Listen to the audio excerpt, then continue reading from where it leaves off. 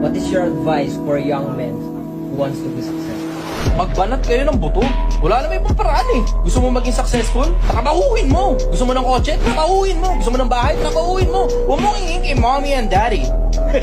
Bakit? Kasi, pag hiningi mo lang yan, hindi mo ngayon alam kung ano pinaghirapan nila para maabot yan. Kailangan pagdaanan mo yung parehas na struggle. Kaya hindi ako naniniwala doon sa sinasabi nilang, ayoko ikang pagdaanan ng anak ko yung pinagdaanan ko. Hindi, sa akin kalokohan yan. Kung ano yung pinagdaanan mo, paranas mo sa anak mo.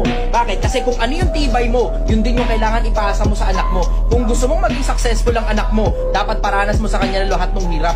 Sa kabataan, dapat danasin nyo mismo. Gustuhin nyo dapat na danasin lahat ng hirap para pagdating mo sa dulo, sobrang sarap ng success na mararanasan.